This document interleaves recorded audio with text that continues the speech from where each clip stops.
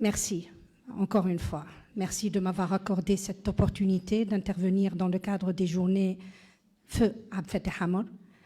Abd Fattah Hamor, c'était pour moi plus qu'un professeur, c'était un père spirituel. Et j'espère de tout cœur être en mesure de lui rendre hommage à travers cette modeste communication. Le défi migratoire à la démocratie dans le cadre des États membres de l'Union européenne. Afin de mener cette réflexion sur le défi migratoire à la démocratie dans le cadre des États membres de l'Union européenne, je me suis proposé de partir d'une définition de la démocratie qui est largement partagée dans les ouvrages, les manuels de droit constitutionnel et les dictionnaires de droit constitutionnel.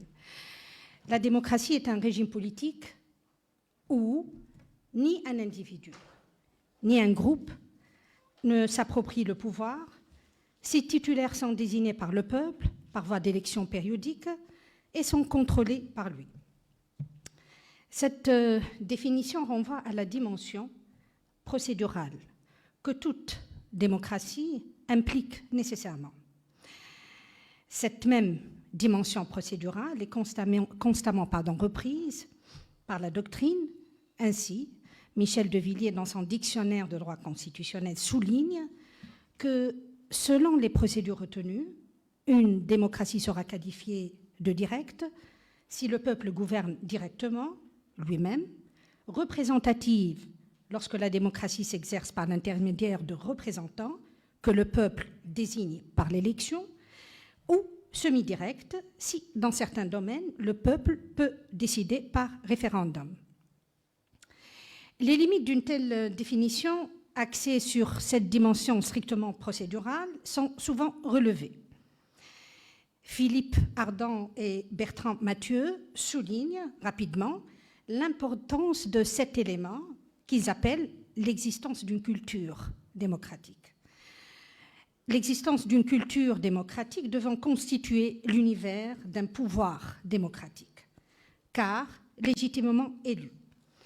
L'expression idéale démocratique est révélatrice de cette signification de la démocratie.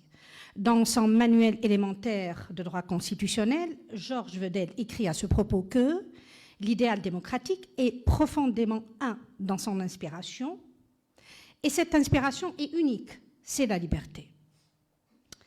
Il semble que c'est bien d'ailleurs cette dimension qui est prise sérieusement en considération dans la classification des régimes politiques, puisque c'est en fonction de l'existence de cette culture démocratique que certains auteurs ont pu écrire que la démocratie est loin d'être le droit commun des régimes politiques.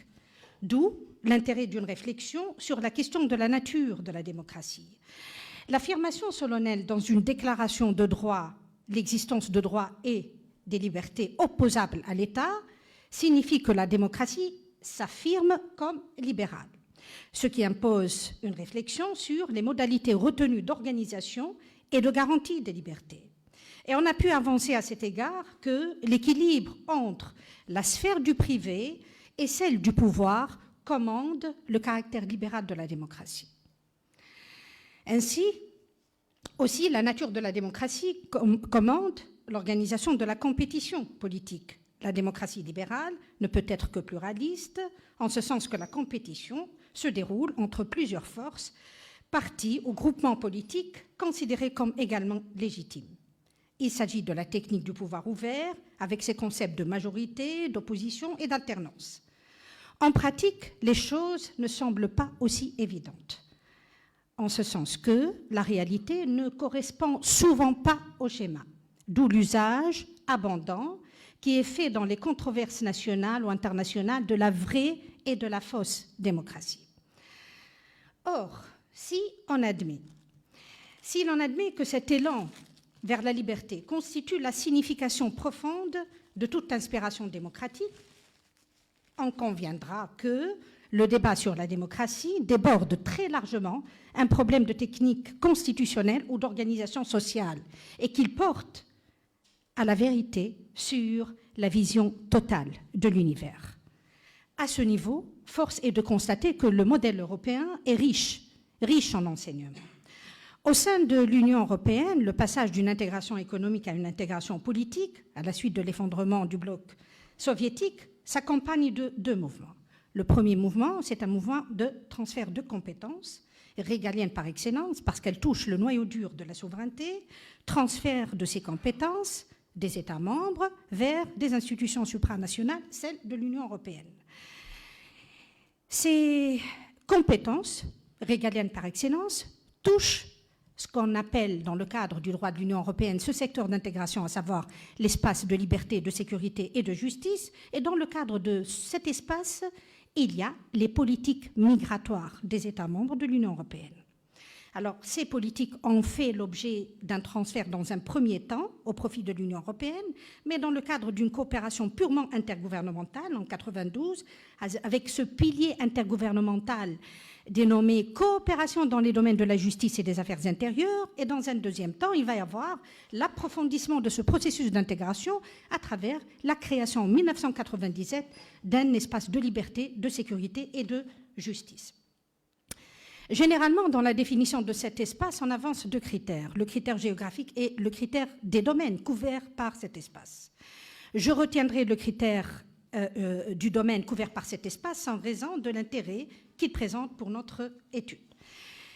Deux caractéristiques des domaines qui sont couverts par cet espace. D'abord, l'hétérogénéité des domaines relevant de cet espace de liberté, de sécurité et de justice. Il y a les politiques migratoires, c'est-à-dire la politique commune de l'immigration, politique européenne commune de l'immigration, politique européenne commune de l'asile, la coopération policière et judiciaire en matière pénale, la traite des personnes, le trafic contre, la lutte contre le trafic illicite des stupéfiants, etc. La deuxième caractéristique, c'est le fait que ces domaines, je le rappelle encore une fois, touchent au noyau dur de la souveraineté. Or, dans sa dimension institutionnelle ou procédurale, la démocratie implique le droit à l'autodétermination. Il appartient au titulaire de la souveraineté, le peuple, par l'intermédiaire de ses représentants et, le cas échéant par voie de référendum, lorsque les conditions qui sont définies par le texte constitutionnel sont requises, de se prononcer sur ces questions, les questions qui lui sont soumises. Et parmi ces questions, on trouve le domaine de la migration. Ce domaine politiquement parlant très sensible, car directement lié à la souveraineté et à l'identité nationale, devrait, dans une logique respectueuse de la démocratie, toujours dans sa dimension procédurale, institutionnelle, être autodéterminé par le titulaire de la souveraineté. Faut-il rappeler, en effet, que l'admission et l'exclusion sont au cœur de l'indépendance de la communauté. Elle semble indiquer la signification la plus profonde de l'autodétermination. D'ailleurs, dans le cadre de l'Union européenne, le passage à une intégration politique reposant en partie sur cette fameuse coopération dans les domaines de la justice et des affaires intérieures, s'est aussitôt accompagné au niveau national, c'est-à-dire au niveau des États membres, de l'émergence d'un courant de pensée qui revendique le renouveau du vertueux lien entre l'institution de démocratie et celle d'un moi avec un M en majuscule collectif. Et ce, en réaction aux défis migratoires et aux solutions que ce dernier impose en termes de réponse commune à l'échelle européenne face à un contexte de méfiance exacerbée à l'égard des particularismes nationaux. C'est alors que la question de l'identité reconnaît un regain d'intérêt. Celle-ci se trouve au cœur des débats sur la finalité d'une intégration, mettant en jeu les fonctions essentielles de l'État dans l'accès au territoire. Et ce n'est certainement pas par pur hasard que la définition des éléments de l'identité européenne est intervenue au moment où l'espace de liberté, de sécurité et de justice fut créé, c'est-à-dire en 1997 avec la révision du traité d'Amsterdam. Un moment critique dans l'histoire de l'intégration européenne parce que l'Union européenne allait s'élargir à ce qu'on appelait à l'époque le 5e élargissement, qui va lancer un nouveau défi à l'Union européenne, celui de la diversité. Parmi les éléments de cette identité dite européenne, on note la démocratie libérale. Or, sur le plan des principes, la démocratie libérale est un système qui met en œuvre deux principes. Le principe démocratique, qui renvoie à la souveraineté du peuple comme instrument de légitimation du pouvoir, et le principe libéral, qui implique la limitation du pouvoir par deux techniques, la séparation et la protection des droits fondamentaux. Mais cette identité européenne présente un caractère composite. Elle présente un caractère composite en ce sens qu'elle se développe dans le respect des identités nationales des États membres. C'est ce qui est prévu dans le traité de Lisbonne. Et la consécration de ce caractère composite de l'identité de l'Union européenne revêt une signification particulièrement importante dans le cadre de cet espace de liberté, de sécurité et de justice qui touche, encore une fois, rappelons-le, les politiques migratoires au sens large du terme, y compris la politique commune de l'asile. Le caractère composite de cette identité européenne est révélateur de cette réalité. La prise en considération des spécificités et particularismes nationaux est naturellement cruciale dans le développement des actions que l'Union mène dans le cadre de l'espace de liberté, de sécurité et de justice. Les domaines relevant de cet espace, parce qu'ils constituent l'expression de l'autorité du pouvoir souverain des États, ont été dans un premier temps exclus des traités. Ces domaines témoigneront dans un deuxième temps de l'hétérogénéité des législations des États membres, des particularismes nationaux, de la volonté de préserver les traditions de ces derniers et partant des résistances de ces derniers. De l'autre côté, la référence au singulier, aux éléments formant l'identité même de cet espace de liberté, de sécurité et de justice, à savoir la liberté, la sécurité et la justice, conduit à nuancer un tout petit peu cette affirmation. La réalisation de cet espace suppose en effet, au-delà des différences des systèmes judiciaires des États membres, une même adéquation aux valeurs qui fondent la démocratie et l'état de droit, conformément au modèle politique de la société démocratique. C'est à ce niveau, c'est précisément à ce niveau que la démocratie en tant qu'idéal, et non pas uniquement dans sa dimension procédurale, institutionnelle, c'est-à-dire en tant que mode de gouvernement, impliquant une autodétermination par le peuple, se trouve confrontée à un réel défi, le défi migratoire. C'est bien précisément à ce niveau-là. Dès lors, il y a lieu de s'interroger si, dans ce passage, les États membres sont parvenus à relever le défi que la migration pose à la démocratie. La question se pose légitimement, d'autant plus que l'idéal démocratique, qu'est la liberté, devrait se traduire par deux actions. La liberté de faire le choix, la liberté de décider. Pour revenir au sujet de notre communication, la démocratie signifie la liberté de faire le choix, c'est-à-dire dans le domaine migratoire, de définir ces politiques migratoires par les États membres. Oui, mais dans le modèle européen, la liberté de qui? Est-ce la liberté des États membres ou la liberté de l'Union européenne en tant qu'organisation internationale poursuivant un objectif d'intégration? La question semble inutilement posée, puisque l'approfondissement du processus d'intégration, on l'a noté, s'est accompagné par un transfert de compétences, régalien par excellence, au profit des institutions supranationales. Mais les choses ne semblent pas aussi évidentes. Il suffit d'examiner le processus décisionnel qui régit ces domaines-là, sur le plan européen, c'est-à-dire sur le plan de l'Union européenne. La deuxième action que la liberté implique a trait à l'individu. L'idéal démocratique devrait en effet se traduire par le respect de l'aspiration de l'individu à la liberté. Encore une fois, pour revenir au sujet de notre communication, l'individu dont il s'agit, ce n'est pas uniquement le citoyen européen, c'est aussi le migrant. Ce migrant devrait, en tant qu'individu, en tant qu'être humain, devrait être bénéficiaire, titulaire de ce droit fondamental, le droit à la libre circulation que garantissent les instruments conventionnels de droit international. Aussi bien la première que la deuxième action est révélatrice du grand défi que la migration pose à la démocratie.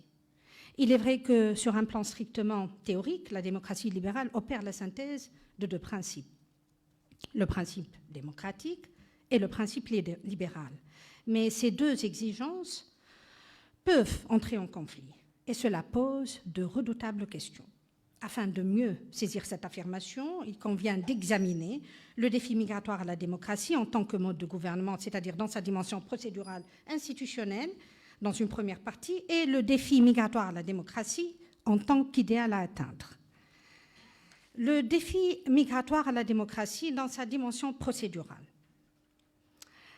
En tant que mode de gouvernement, la démocratie implique un droit à l'autodétermination, le droit du titulaire de la souveraineté à l'autodétermination.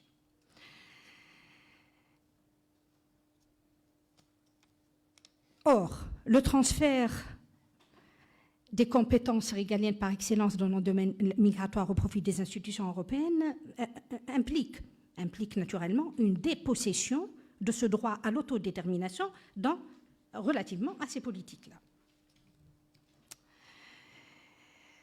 Cette affirmation, en fait, mérite d'être nuancée, car, bien qu'il soit l'émanation d'institutions supranationales, le droit européen de la migration est un droit qui se développe dans une logique, ou selon une logique, respectueuse de la démocratie dans sa dimension procédurale, institutionnelle, c'est-à-dire impliquant le droit du titulaire de la souveraineté à l'autodétermination. Ceci se vérifie à deux niveaux. Sur le plan des techniques de transfert compétences qui sont retenues et aussi sur le plan des principes qui régissent l'exercice des compétences à l'échelle européenne. Sur le plan des techniques de transfert de compétences, la communautarisation des politiques migratoires s'accompagne d'une double sécurisation, à la fois formelle et matérielle, de ce droit à l'autodétermination. Alors, sur le plan de la sécurisation formelle, qu'est-ce qu'on entend d'abord par sécurisation formelle? On entend par là l'existence d'un corps de règles permettant aux États de maîtriser non seulement la formation des politiques migratoires, mais aussi leur mise en œuvre, bien que ces politiques migratoires soient officiellement proclamées communautarisées, c'est-à-dire relevant de la compétence de l'Union européenne et non plus des États membres. Sans vouloir entrer trop dans la complexité très poussée du droit de l'Union européenne, spécifiquement dans ce secteur d'intégration, j'avancerai rapidement quelques illustrations. Alors, quand on parle de communautarisation, on parle de la méthode, ce qu'on appelle la procédure législative ordinaire à l'échelle de l'Union européenne.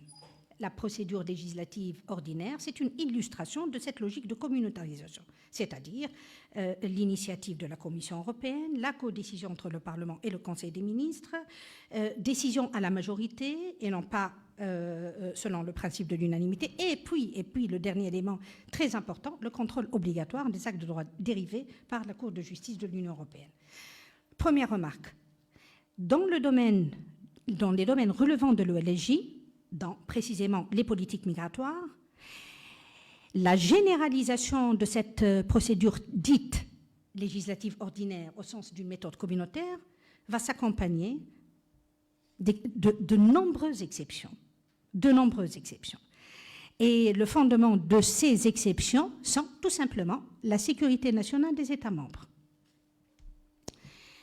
Deuxième illustration de cette affirmation.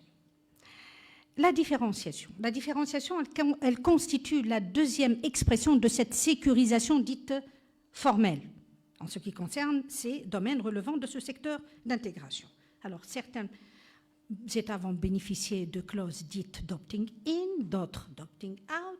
Le fameux exemple traditionnel du Royaume-Uni avant son retrait, qui n'a jamais participé à cet espace sans frontières intérieures. Nous avons un exemple très révélateur du Danemark qui participe, mais selon des modalités de droit international et non pas de droit communautaire. On va institutionnaliser ce qu'on appelle la coopération renforcée, c'est-à-dire à partir du moment où un certain nombre d'États veulent lancer une coopération, ils peuvent toujours le faire, mais en observant certaines conditions procédurales qui sont définies par les traités. Alors, tous ces niveaux de réflexion montrent que ce sont des domaines, en fait, les politiques migratoires se développent selon une logique plutôt de conservation et non pas de transfert de compétences, ce qui réconforte la démocratie dans sa dimension dite procédurale. Le deuxième niveau d'analyse, c'est la sécurisation matérielle. Alors la sécurisation matérielle veut dire tout simplement la chose suivante.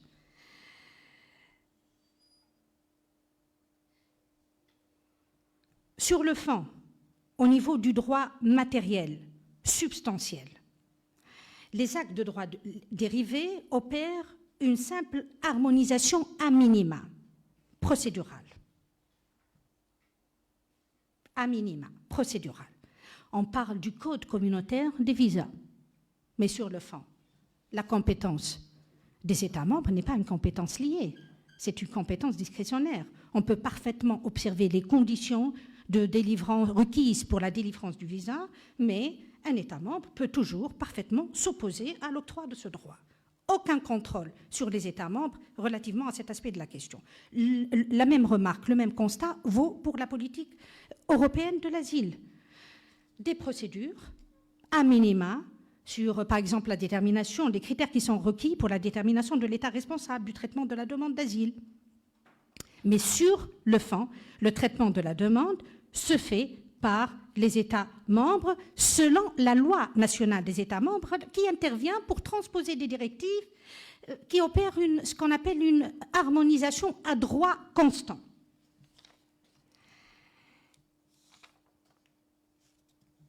Alors, l'intégration se poursuit dans des domaines selon une logique de beaucoup plus de conservation et non pas de transfert de compétences.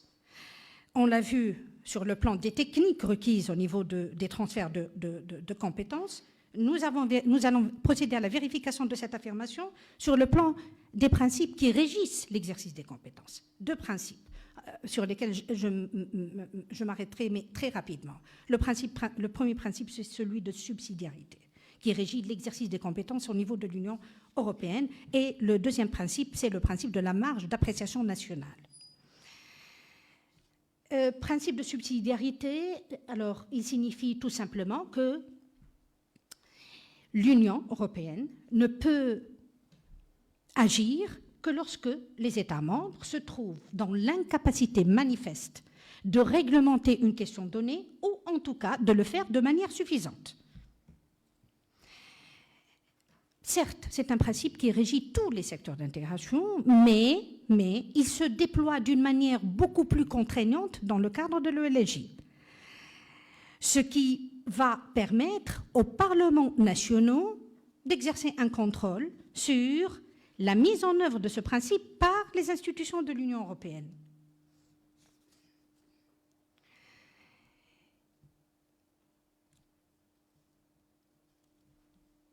Rapidement, un exemple.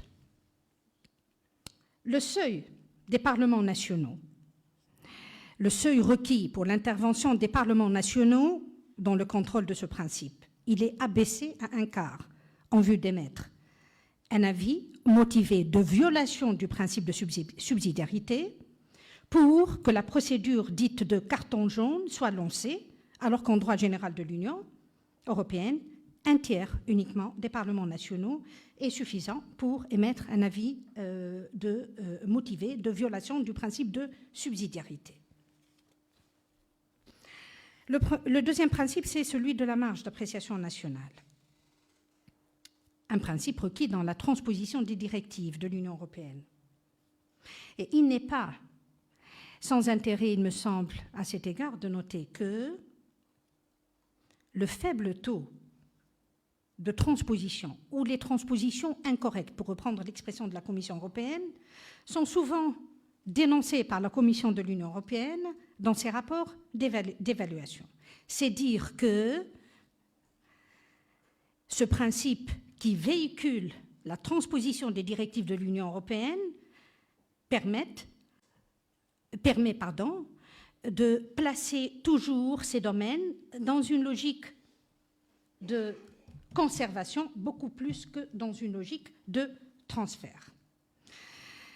Alors il est vrai que cela génère des disparités entre les États membres qui sont de nature à desservir la conception solidaire qui est au fondement de l'OLJ et donc de la politique migratoire de l'Union européenne, mais il n'en demeure pas moins que la démocratie dans sa dimension procédurale, institutionnelle, se trouve réconfortée en ce sens que les États membres, les parlements nationaux ont toujours une même mise sur ces domaines qui sont régaliens par excellence.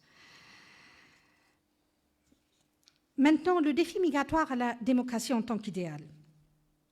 Afin de mesurer l'ampleur du défi migratoire à la démocratie en tant qu'idéal, il faudrait s'arrêter rapidement sur les conséquences qui sont liées à l'approche spatiale qui est retenue dans la construction de l'espace européen de liberté et de sécurité. C'est une approche qui est politiquement parlant très puissante. Elle est puissante parce qu'elle a pour conséquence de faire dégager une identité particulière et sélective, laquelle identité se définit par rapport aux principes qui fondent l'Union européenne, les principes fondateurs de l'Union européenne. Et ces principes fondateurs de l'Union européenne sont le respect de la dignité humaine, de la liberté, de la démocratie, de l'égalité, de l'état de droit, ainsi que le respect des droits de l'homme. Dans un domaine qui met en jeu les droits fondamentaux de la personne humaine, l'appartenance des États membres à une communauté de valeurs, dont notamment le respect des droits de l'homme, constitue en fait un facteur de cohésion entre les États membres de l'Union européenne. Or, c'est bien à ce niveau-là que la migration constitue un réel défi à la démocratie. Et ce, aussi bien à l'échelle de l'Union européenne qu'à l'échelle nationale, celle des États membres. À l'échelle de l'Union européenne, on assiste à une stratégie d'instrumentalisation des droits de l'homme. Et ce, dans un domaine où sont en jeu les droits fondamentaux de la personne humaine. À l'échelle des États membres, la prédominance des considérations sécuritaires justifie l'adoption de lois discriminatoires portant atteinte aux droits des personnes migrantes. Nous allons donc mener cette analyse à travers, dans un premier temps, l'instrumentalisation des droits de l'homme à l'échelle de l'Union européenne. Alors, je retiendrai très rapidement deux niveaux d'analyse pour illustrer cette affirmation. D'abord, les partenariats pour la mobilité, et puis la notion de pays tiers sûr, qui est au cœur de la réforme actuellement engagée concernant le pacte européen de migration et d'asile. Partenariat d'abord pour la mobilité. Je rappellerai très brièvement que ces partenariats sont intervenus à un moment crucial dans le cadre du partenariat euro-méditerranéen, marqué par le passage de la question migratoire du volet social de la coopération au volet politique de la coopération. Et quand on parle de volet politique de la coopération, on vise tout simplement cet objectif que l'Union cherche à réaliser, en tout cas sur le plan du discours politique, à savoir l'établissement d'un espace de paix, de sécurité et de prospérité, dans le cadre de sa politique dite la politique européenne de voisinage. Ces partenariats, deuxième remarque, sont intervenus dans le cadre de la mise en œuvre de cette approche dite globale de la migration. Et l'approche globale de la migration, ce n'est pas uniquement la lutte contre l'immigration clandestine. C'est aussi la promotion de la migration légale. C'est aussi le développement de liens positifs entre développement et migration. Est-ce à dire que ces partenariats sont de nature à promouvoir la mobilité, visent réellement à promouvoir la mobilité humaine? je ne le pense pas. Je ne le pense pas parce qu'au fond, en fait, sur le plan de la forme, d'abord, c'est un instrument flexible de soft law, mais qui est basé sur qui véhicule une stratégie de conditionnalité. Et à la lumière de cette affirmation, j'évoquerai rapidement cette idée, à savoir le fait que ces partenariats prévoient la conclusion de ce qu'on appelle les FAV, les accords de facilitation des visas. Mais la conclusion, la négociation et la conclusion de ces accords est liée à la conclusion, à la négociation et conclusion d'accords de réadmission. Et il ne s'agit pas des accords classiques bilatéraux de réadmission. C'est la nouvelle génération d'accords de réadmission de l'Union européenne. Et dans cette nouvelle génération d'accords de réadmission de l'Union européenne, les États tiers s'engagent à réadmettre non seulement leurs propres nationaux, mais également toutes les personnes ayant transité par leur territoire. Et ce qui est intéressant, c'est que dans ces accords de l'Union européenne de nouvelle génération de réadmission, il y a la clause dite de non-affectation. Ça veut dire quoi, cette clause de non-affectation? Elle signifie tout simplement la chose suivante: la réadmission peut toujours continuer à être assurée en vertu d'arrangements ou de simples accords informels, quand bien même ces accords existent. Et en pratique, d'ailleurs, une grande partie des opérations de réadmission, de retour, est assurée par Frontex. Deuxième niveau d'analyse, très brièvement, la notion de pays tiers sûr. Alors, que signifie la notion de pays tiers sûr?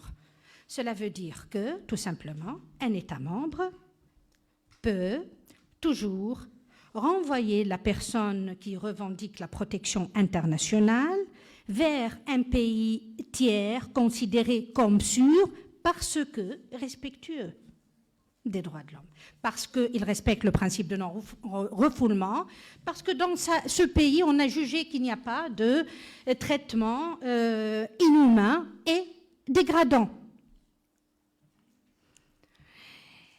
Alors, dans l'appréciation de ce pays tiers sûr, il y a des considérations d'autres individuelles qui sont retenues pour permettre justement le retour vers ce pays.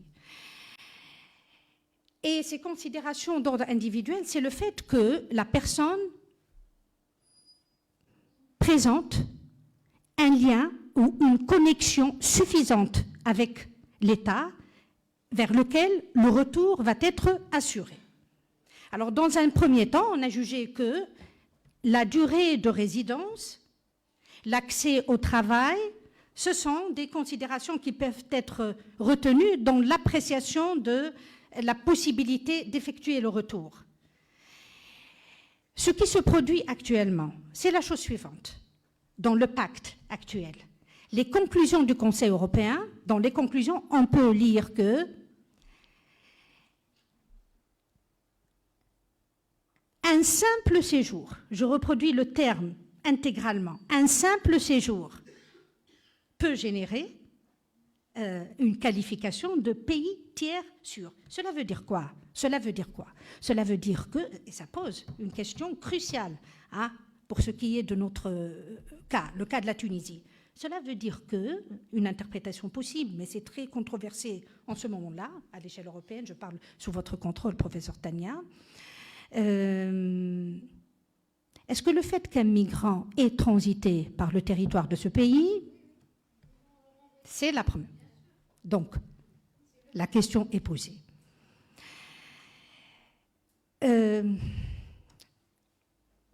Donc, c'est une régression.